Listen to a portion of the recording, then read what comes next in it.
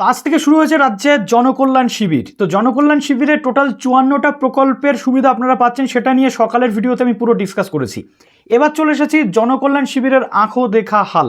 বিভিন্ন জায়গা থেকে বিভিন্ন রিপোর্ট আসছে, বিভিন্ন অফিসারের সাথে কথা বলে যে তথ্যগুলো পেয়েছি আপনাদের সাথে শেয়ার করব এই ভিডিওতে, যেখানে থাকছে বয়স্ক ভাতা, বিধবা ভাতা, যুবশক্তি সংক্রান্ত তথ্য, তার সাথে অন্নপূর্ণা যোজনার যে অনলাইন ফর্ম ফিল আপ যারা করেছেন, অফলাইনে গিয়ে অনেকে জমা দেওয়ার কথা বলছেন বিভিন্ন সোশ্যাল মিডিয়াতে, সেটা আদৌ কতটা সত্যি, তার সাথে আয়ুষ্মান ভারতের জন্য কাদের কাদের এই মুহূর্তে ক্যাম্পে যেতে হবে, কাদের কাদের ক্যাম্পে যেতে হবে, এবং যোগ্যতার যে মাপকাঠি বা টোটাল ফর্মটা ডেমো হিসেবে দেখাবো। কেননা এই ফর্মটা যদি আপনি ফিল আপ করে নিয়ে যান ক্যাম্প অফিসে বা শিবিরে, তাহলে কিন্তু জমা হবে না। পুরো প্রসেস আছে, এর জন্য আমি আপনাদেরকে ডিটেল করে দিচ্ছি, ঠিক আছে? তো প্রথম আমি আজকে আপনাদের বলি, যেটা বয়স্ক ভাতা এবং বা বৃদ্ধ ভাতা যেটাকে আমরা বলি ওল্ড এজ পেনশন, সেটা শুধুমাত্র এসসি এসটি ক্যান্ডিডেটদের জন্য কিন্তু অ্যাভেল রয়েছে। এসসি এসটি ক্যান্ডিডেটদেরকেই ফর্ম দেওয়া হচ্ছে এবং সেটা সাবমিশন করা যাচ্ছে। জেনারেল বা ওবিসি তাদের নেই। তো যারা নতুন আছেন অবশ্যই চ্যানেলটিকে সাবস্ক্রাইব করে দেবেন যাতে সমস্ত তথ্যগুলো পেয়ে যান, এবং প্লিজ ভিডিওটা প্রচুর শেয়ার করবেন, লাইক করবেন, আর ফেসবুক থেকে যারা দেখছেন অবশ্যই ফলো করতে ভুলবেন না। তো প্রথমে আমি আপনাদের বলি, বয়স্ক ভাতা যেটা রয়েছে সেটা এসসি এসটিদের জন্য রয়েছে, এবং অনলাইনে অনেকে ফর্ম ফিল আপ দেখাচ্ছে, আপনারা দেখে নিন। আমার কাছে এখনও ফর্মটা অ্যাভেলেবেল নেই, এলে আমি আপনাদেরকে দেখিয়ে দেবো। তো এসসি এসটিদের জন্য অ্যাভেলেবেল রয়েছে, জেনারেল বা ওবিসিদের জন্য এখনও পর্যন্ত বয়স্ক ভাতা কিন্তু অ্যাভেলেবেল হয়নি। তো সেটা মেবি বাজেটের পরে হতে পারে বা পরবর্তী আপডেট আসলে আমি আপনাদেরকে বলবো। বিধবা ভাতা বা উইডো পেনশন যেটা রয়েছে সেটা কিন্তু এক একটা ক্যাম্প অফিস বা এক একটা জনকল্যাণ শিবিরে এক এক রকম তথ্য দেওয়া হচ্ছে। আমি জানি না কি প্রসেসে গোটা সিস্টেম চলছে, কেন কোথাও একটা ইউনিভার্সালাইজেশন নেই, কোথাও কেন একটা নির্দিষ্ট সিস্টেম বা প্রোটোকল নেই, এটা ভেবে আমি রীতিমতো অবাক হচ্ছি, ঠিক আছে? তো সব জায়গাতে একটা নির্দিষ্ট এসওপি বা রুল ফলো আপ করা অবশ্যই জরুরি। তো এক একটা জায়গাতে এক এক রকম তথ্য আসছে। যেমন একটা জায়গা থেকে, একটা জনকল্যাণ শিবির থেকে আমি তথ্য পেলাম যেটা আগামীকাল থেকে উইডো পেনশন যেটা, সেটার কিন্তু প্রসেসিং চালু হতে চলেছে। তো তার ফর্ম সমস্ত কিছু আপনারা সেখান থেকে পাবেন। এবার চলে আসে অন্নপূর্ণা যোজনা নিয়ে। অন্নপূর্ণা যোজনা নিয়ে একটা মিথ, একটা রটনা রটে যাচ্ছে বাজারে, সেটা কিন্তু খুব ইম্পর্ট্যান্ট। প্রথমে হচ্ছে কি বলবো, যে যারা অফলাইনে জমা করেছেন অনলাইন করবেন কিনা, অলরেডি এসব নিয়ে অলরেডি ডিসকাশন হয়ে গেছে। এবার প্রশ্ন হচ্ছে, যারা অনলাইনে ফিল আপ করেছেন তাদের অফলাইনে ওই অ্যাপ্লিকেশন আইডি বা ওই পেজটা গিয়ে আর অনলাইন ফর্মটা নিয়ে জমা করতে হচ্ছে কি হচ্ছে না। দেখুন, এমন কোনো তথ্য কোনো সরকারি আধিকারিক দেননি বা কোনো জায়গা থেকে এমন কোনো তথ্য নেই। অনেকে গুজবে কান দিয়ে কেউ পৌরসভা, কেউ পঞ্চায়েতে গিয়ে জমা করে আসছেন, এবং অনেক ক্ষেত্রে তারা পাবলিককে শান্ত করার জন্য এগুলো জমা করেও নিচ্ছেন। বাট অনলাইনের কোনো ফর্ম অফলাইনে জমা করার কোনো নিদান নেই। যেটা বর্তমানে চলছে ডোর টু ডোর ভিজিট করে ভেরিফিকেশান, এটা কিন্তু ডেফিনেটলি চলছে। কলকাতা পৌরসভা বা কলকাতা মিউনিসিপ্যাল কর্পোরেশনের আন্ডারে অনেক জায়গাতে শুরু হয়েছে, গড়িয়া বা সোনারপুর সাইডে কিন্তু অলরেডি শুরু হয়ে গেছে। তার সাথে টেলিভেরিফিকেশান বা টেলিফোনিক ভেরিফিকেশান, সেটাও কিন্তু প্রথমে হচ্ছিল, কিন্তু লাস্ট 2-3 দিন সেই নিয়ে আর কোনো তথ্য পাচ্ছি না। অর্থাৎ মেবি স্ক্যাম বা এর জন্য সেটা হয়তো স্টপ আছে, বাট হতে পারে, ঠিক আছে, যেমন গাইড করেছি। কিন্তু অন্নপূর্ণার অনলাইন ফর্ম কখনোই অফলাইনে জমা দেওয়ার কোনো জায়গা নেই, এটুকু আপনারা নিশ্চিত থাকুন। এবার যেটা রয়েছে আয়ুষ্মান ভারত, আয়ুষ্মান ভারত না, তার আগে যুবশক্তি নিয়ে কথা বলি। জনকল্যাণ শিবিরের যে ক্যাম্পগুলো হচ্ছে বা জনকল্যাণ শিবির যেটা উদযাপিত হচ্ছে, সেই জায়গাতে মানুষকে জিজ্ঞেস করা হচ্ছে যে যুবশক্তির বিষয়, অর্থাৎ অফিসারদেরকে জিজ্ঞেস করা হচ্ছে যুবশক্তি কবে চালু হবে বা কী বৃত্তান্ত, সেই নিয়ে কোনো তথ্য নেই তাদের কাছে। কবে চালু হবে এটা নিয়ে প্রশ্ন আছে, এবং গভর্নমেন্ট যবে বলবে তবে চালু হবে। যদিও আমরা মুখ্যমন্ত্রীর বলার সাথে সাথে প্রসেসিং দেখেছি, ওয়েবসাইট কিন্তু আপাতত ডাউন আছে, তো মেবি সেখানে কাজ চলছে। খুব তাড়াতাড়ি হয়তো আমরা একটা গুড নিউজ পেতেও পারি। ওকে, এবার নেক্সট যেটা চলে আসছে আয়ুষ্মান ভারত, কাদের ক্যাম্পে যেতে হবে, কাদের ক্যাম্পে যেতে হবে না। তো এখানে আমি আপনাদেরকে একটা বিষয় ক্লিয়ার করে দিতে চাই। আয়ুষ্মান ভারত নিয়ে অনেক যে এই মুহূর্তে প্রশ্ন রয়েছে, অনেক সমস্যা তৈরি হচ্ছে, এবং অনেকগুলো বিষয় আয়ুষ্মান ভারতে কিন্তু উঠে এসেছে, যোগ্যতার মাপকাঠি থেকে শুরু করে সব। আমি বলবো আপনাদের এই এত কিছু বিষয় এখন মাথায় রাখার দরকার নেই। তবে সময়টা অবশ্য ঠিক, আপনি যদি যোগ্য নাই হন তাহলে কেন ক্যাম্পে গিয়ে এত ভিড়ের মাঝখানে নিজের সময় নষ্ট করতে যাবেন, এটা একটা প্রশ্ন উঠতে পারে। বাট আপনি যদি নিডি হন, একটা দিন আপনাকে খরচ করতেই হবে, কেননা যেহেতু এখানে কমপ্লিট কোনো গাইডলাইন এখন আমরা দেখতে পাচ্ছি না। যদিও গভর্নমেন্টের কাছে প্রশ্ন করলে গভর্নমেন্ট বলে দিতে পারে যে ফর্মে তো আমরা বলে দিয়েছি যে কী কী যোগ্যতা বা কিছু, সেটা পরবর্তী ক্ষেত্রে যতক্ষণে অ্যানাউন্স হচ্ছে বলা যাচ্ছে না। ওকে, তো অন্নপূর্ণা যোজনার যে ফ্যামিলি ডেটা আপনারা ভরেছেন, অনেকে সঠিক দিয়েছেন বা বেঠিক দিয়েছেন সেই প্রশ্নে যাচ্ছি না, বাট এখানে যে ক্রাইটেরিয়াগুলো আছে আয়ুষ্মান ভারতে, সেই ক্রাইটেরিয়াতে অনেক বিষয়গুলো ম্যাচ করতে হচ্ছে। যদি আপনি সবগুলো না করে দেন, দেখা যাচ্ছে আপনি ওর মধ্যে আসছেনই না, তাহলে আপনাকে স্বাভাবিকভাবে না করতে হবে। তো না যদি করেন, একটা লাস্ট পোর্শন আছে দেখুন FLW বলে, এটা জাস্ট একটা ডেমো ফর্ম, শিবিরে গেলে আপনারা ফর্ম পেয়ে যাবেন রেজিস্ট্রেশন নাম্বার সহ। আমি বলবো সেই ফর্মটাই আপনারা ফিল আপ করবেন। কারা ফিল আপ করবেন বলে দিচ্ছি। তো FLW সেকশানে একটা বলা আছে কি সুপারিশকৃত, অর্থাৎ যে অফিসার এটা দেখবেন আপনার ফর্মটা সুপারিশকৃত নাকি সুপারিশকৃত নয়, তার সাথে রয়েছে আবেদনকারী যোগ্য নাকি অযোগ্য ABPM জয়ের অন্তর্ভুক্তির জন্য, এবং মন্তব্য বা একটা রিমার্ক দিতে হচ্ছে কেন যোগ্য না বা কেন যোগ্য। তো আপনি যদি ভেবে থাকেন যে উপরের সব কিছুতে না মেরে আপনি যোগ্য হয়ে যাবেন, এটা নিয়েও যেমন কোনো সঠিক তথ্য নেই।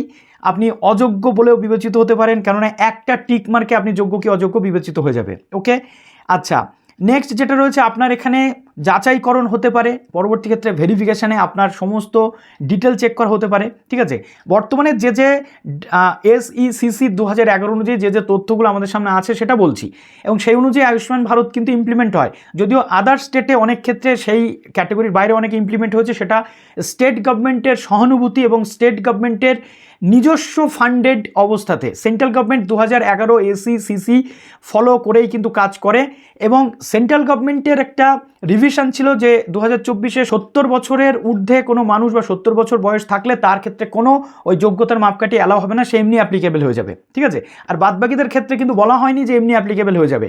কিন্তু অন্যান্য স্টেটে অনেক যে টিচার্স থেকে শুরু করে অনেকে ফ্রন্টলাইন ওয়ারিয়ার যারা তারা ইনক্লুডেড হয়েছেন, সেটা শুধুমাত্র স্টেট গভর্নমেন্টের নিয়মের বদলের ফলে।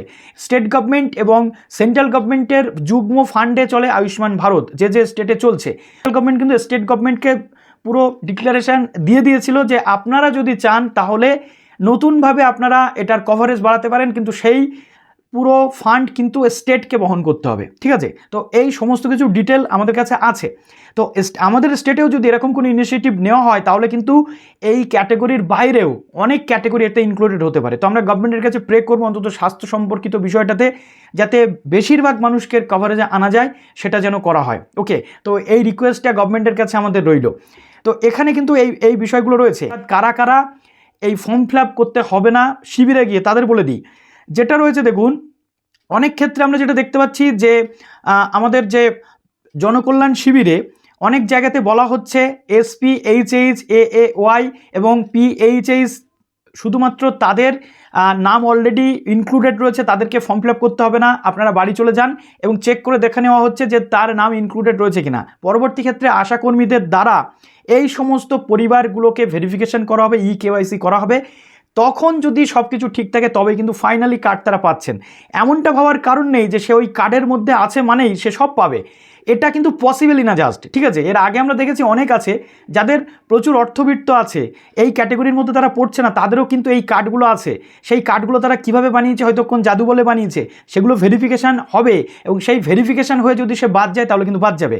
অর্থাৎ এই কার্ড আছে মানে সে কনফার্ম কার্ড পাচ্ছে আয়ুষ্মান ভারত, এইটা ভাবার কিন্তু কোনো কারণে। আর এটাই হচ্ছে আজকের ডেটে দাঁড়িয়ে রিয়েলিটি। ঠিক আছে, যে যাই বলুক, গভর্নমেন্টের যে রুলস তার বাইরে কোনো কাজ কিন্তু হবে না। আর গভর্নমেন্টের রুলসের মধ্যে এগুলো পড়ছে, আমি কিন্তু কোনো মন গড়া কথা বলছি না, গভর্নমেন্টের রুলসের মধ্যে থেকেই বলছি, সেই অনুযায়ী কথা বলছি। ঠিক আছে, তো যদি কারোর দেখা যায় যে সে অন্তর্দয় কার্ড নিয়ে বসে আছে, এদিকে তার কোটি টাকার সম্পত্তি, তার প্রচুর অর্থবিত্ত আছে, সে কি করে এই কার্ডের জন্য অ্যাভেল হতে পারে? যদি সেটা হয় তাহলে সেই তো করাপশানকেই প্রমোট করা হলো, তাই না?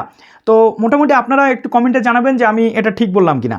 তো আমি যেটা আপনাদেরকে বলছি যে ইনক্লুডেড ক্যাটাগরি যেগুলো আছে তার মধ্যে যারা আছেন, যেমন AAY SPHH এবং PHH শ্রেণীভুক্ত যে পরিবার, আশাকর্মী ও তার পরিবার, অঙ্গনবাড়ি ও অঙ্গনবাড়ি সহায়িকা অর্থাৎ ICDS-এর যে সেকশনগুলো আছে তাদের পরিবার, এবং NFSA আওতাভুক্ত 70 বছর বা তার বেশি বয়স উপভোক্তা, তাদেরকে ক্যাম্প অফিসে গিয়ে ফর্ম ফিল আপ করার কোনো প্রয়োজন নেই। তাদের অলরেডি ডেটাবেস গভর্নমেন্টের কাছে আছে, এবং সেই অনুযায়ী গভর্নমেন্ট তাদের ভেরিফিকেশান করিয়ে নেবে, ডোর টু ডোর ভিজিট করে KYC হবে। যদি তারা যোগ্য হন ফাইনালি কার্ড পাবেন, নাহলে। এবার প্রশ্ন হচ্ছে যে RKSY 1 এবং RKSY 2 জেনারেল তারা কি করবে? কিছু ক্যাম্প অফিসে বলা হচ্ছে তারা টোটালি পাবে না, আবেদন করার দরকার নেই। মন দিয়ে শুনুন, আয়ুষ্মান ভারতের ক্ষেত্রে বলছি, যাদের SPHH AAY PHH ration card আছে তারা আয়ুষ্মান ভারতের জন্য যোগ্য, এবং তাদের চিন্তা করার কোনো কারণ নেই। তাদের নামাঙ্কিত প্রিন্টেড ফর্ম আশা কর্মীদের দ্বারা আপনাদের বাড়ি বাড়ি পৌঁছে যাবে। সেটা ফিল আপ করে, যেটুকু বাকি থাকবে সেটা ফিল আপ করে আপনারা আমাদের এখানে জমা করতে পারেন, বা পৌরসভায়ও জমা করতে পারেন। সেটা এই 3 দিনের ক্যাম্পেই জমা করতে হবে এমন কোনো কথা নেই। আপনারা পরবর্তীতে পৌরসভায় গিয়ে ওই ফর্মটা জমা করতে পারেন, আশাকর্মীরা আপনাদের বাড়ি পৌঁছে দেবে। এবার যাদের ধরুন ওই কার্ডের আওতাভুক্ত আছেন অথচ আপনাদের নামটা আসেনি, সেক্ষেত্রে আপনারা কালকের দিনটা দেখে পরশুদিন আমাদের এখানে চলে আসবেন। পরশুদিন আমাদের এখান থেকে ফর্ম কালেক্ট করতে পারেন যদি ওই 3টে ক্যাটাগরির রেশন কার্ডের আওতাভুক্ত আপনারা হন। আর যারা RKSY 1 RKSY 2 আছেন তারা এই আয়ুষ্মান ভারতের জন্য আবেদন করতে পারবেন না।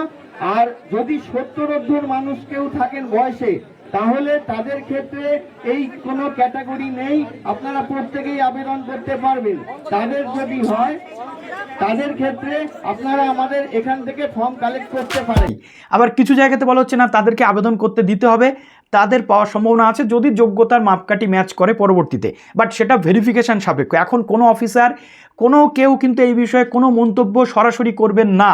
তার কারণ একটাই, যে তাদের কাছে যতক্ষণ না পর্যন্ত এই ডেটাগুলো আপলোড হচ্ছে, এই যে আপনার আয়ুষ্মান ভারতের যে পোর্টাল থেকে ডিক্লারেশন আসছে বা এলিজিবিলিটি হয়ে যাচ্ছে, ততক্ষণ পর্যন্ত তারা কিন্তু কেউ কোনো মন্তব্য করতে পারছেন না। তার কারণ এখানে তাদের কাছেও নেক্সট প্রসেসে কী হবে, কোন প্রসেসে পুরো বিষয়টা হবে, নিয়ম চেঞ্জ আসবে কি আসবে না, এই নিয়ে কোনো তথ্য নেই।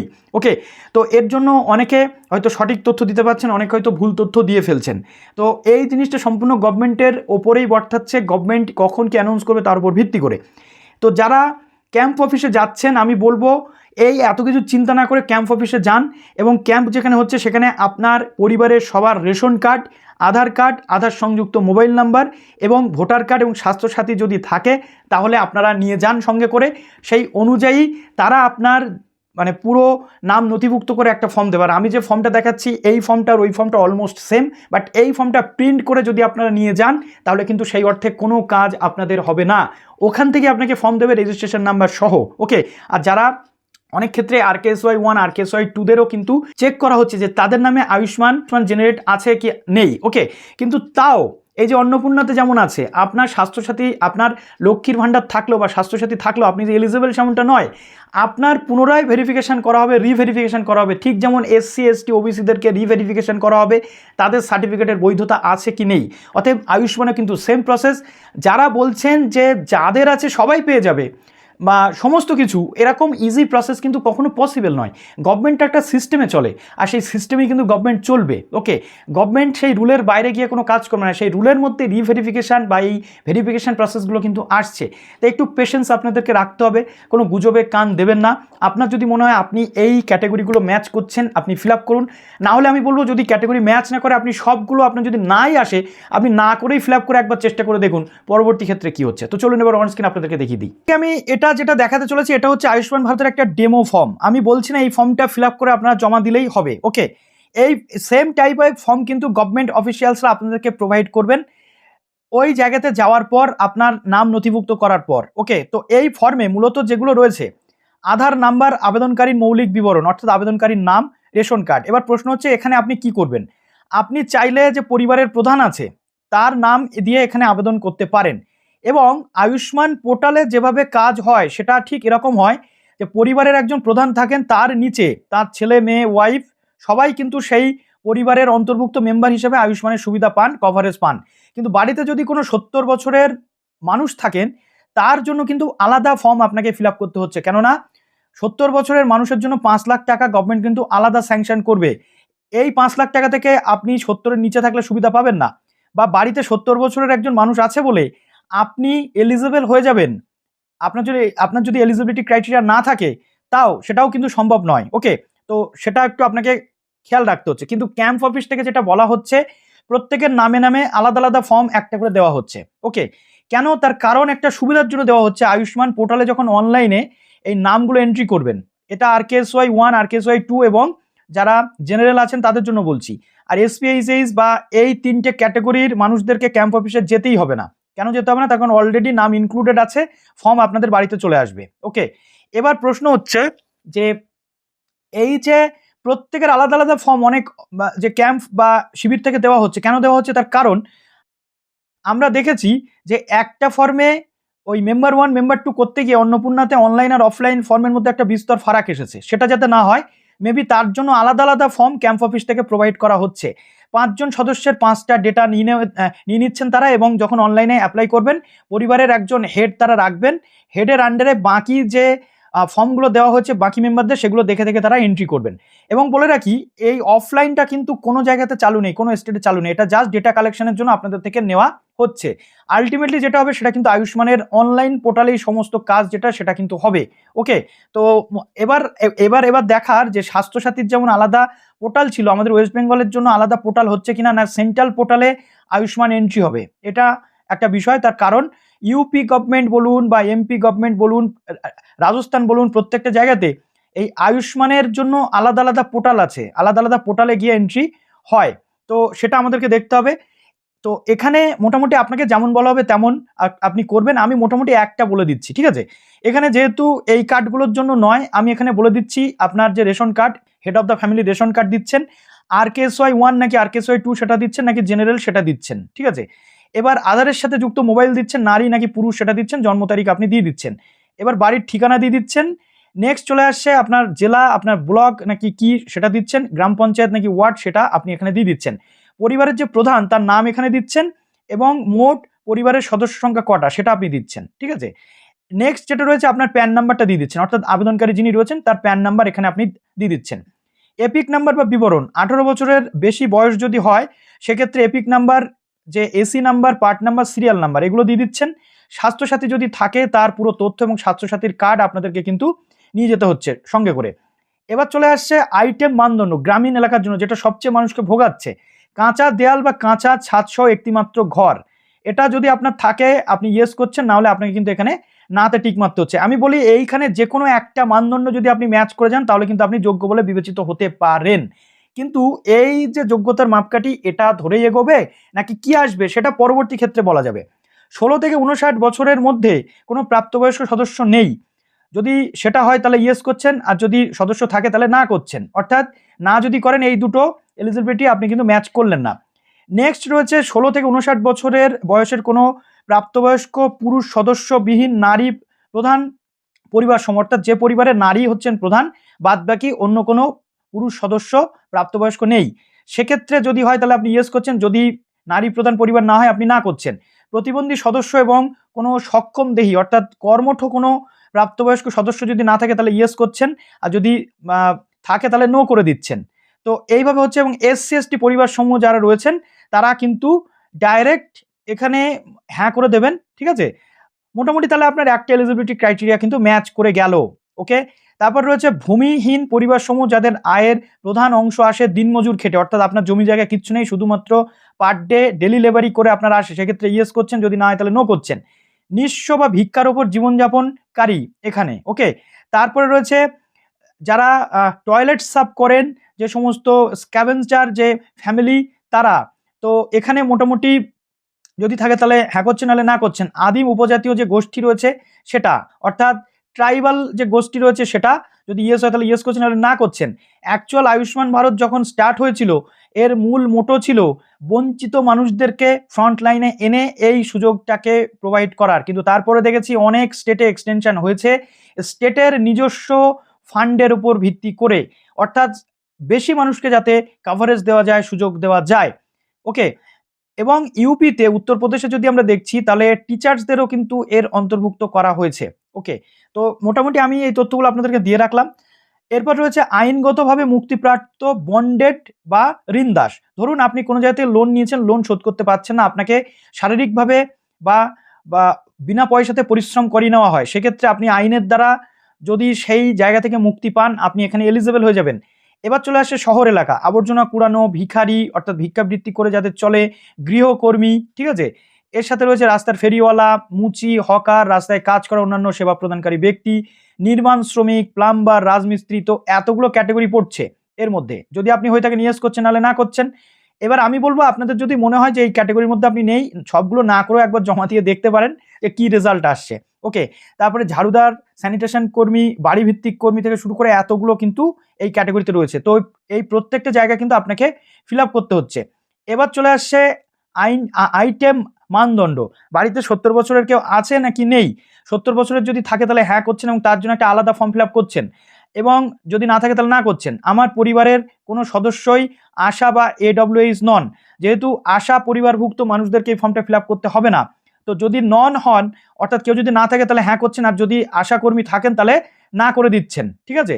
তো আশাকর্মীরা এটা ফিল আপ তো করছেন না, এটা একটা ব্যাপার। বর্জন বা মানদণ্ডের যে পরীক্ষা সেটা কি, পারিবারিক আয় 8 লক্ষ টাকার নিচে থাকতে হবে, 8 লক্ষ টাকার নিচে থাকলে তবে আপনি এলিজিবিলিটি, এটা কিন্তু হাই চান্স। পরিবারের কোনো সদস্যকে আয়কর প্রদান করেন, ট্যাক্স যদি দেন তাহলে হ্যাঁ করবেন, যদি না হয় তাহলে না করবেন। এসডিও তালিকা, অর্থাৎ যে SIR এর থেকে আপনার কি ট্রাইব্যুনালের নাম আছে নাকি এসডিও তালিকাতে আছে, যদি ইয়েস হয় তাহলে ইয়েস করছেন, তাহলে না করছেন। এই যে জায়গা রয়েছে এখানে যদি আপনার থাকে তাহলে আপাতত কিন্তু আপনি এর জন্য এলিজিবল নন। মুলতবি বা CA আবেদন যদি পেন্ডিং থাকে আপনি এলিজিবল নন। অন্নপূর্ণা যোজনার উপভোক্তাদের তালিকা থেকে উপভোক্তার নাম কি মুছে ফেলা হয়েছে? দেখুন, অন্নপূর্ণার কোনো লিস্ট এখনো আসেনি, তাই আপনার নাম মুছে ফেলেছে কি ফেলেনি আপনি জানেন না, তাই এখানে আপনি কিন্তু না করে দিচ্ছেন, ঠিক আছে। এটা কমপ্লিট করার পর এখানে টিক মার্ক করে আপনি কিন্তু স্বাক্ষর করে দিচ্ছেন। এবার এখানে আপনাকে যে রসিদ বা এই যে বিষয়টা দেওয়া হবে, এবং নিচে যেটা সবচেয়ে ইম্পর্ট্যান্ট বিষয় রয়েছে দেখুন, এই যে সুপারিশকৃত, অর্থাৎ আপনাকে অফিসার সুপারিশ করছে কিনা। আপনি যদি সুপারিশকৃত হন তাহলে আপনাকে সুপারিশ করবে, যদি না হয় তাহলে না করে দেবে। এবং এই টোটাল হ্যাঁ না যেগুলো আপনি করেছেন সেই জিনিসগুলো দেখে অফিসার কিন্তু আপনি যোগ্য নাকি অযোগ্য এখান থেকে টিক মেরে দেবে।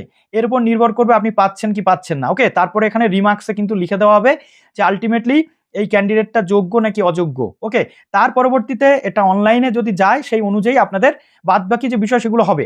এবার দেখুন, 70 বছর বয়স্ক মানুষদের জন্য একটা কার্ড, এখানে একটা ফর্ম কিন্তু অ্যাপ্লিকেবল এখানে রয়েছে, আপনারা এটা অ্যাপ্লিকেশন করে দিচ্ছেন। মোটামুটি ধরে রাখুন 70 বছর বয়সী যারাই রয়েছেন তারা কিন্তু কোনো মানদণ্ড ছাড়াই এক প্রকার বলতে গেলে পাবেন। শুধুমাত্র কি তাদের টাকা পয়সা, ইনকাম কোনো কিছুই কিন্তু দেখা হবে না, ঘর বাড়ি যাই থাকুক না কেন কোনো কিছু কিন্তু দেখা হবে না। এক্ষেত্রে যেটা রয়েছে, শুধুমাত্র SIR এ যদি বাদ না যান, ট্রাইব্যুনালে যদি মুলতবি না থাকে এবং CA আবেদন যদি মুলতবি না থাকে, তাহলে কিন্তু সেই বয়স্ক মানুষটা পেয়ে যাবেন। ওকে, তো মোটামুটি এই ছিল আজকের তথ্য। ইংলিশ ফর্মটাও রয়েছে, আপনারা যেটা পাচ্ছেন ফিল আপ করুন। তো চলুন ভিডিওটা শেষ করলাম। যদি উপকারী মনে হয় অবশ্যই কমেন্ট সেকশনে জানাবেন। ভালো থাকবেন সবাই, বেস্ট অফ লাক।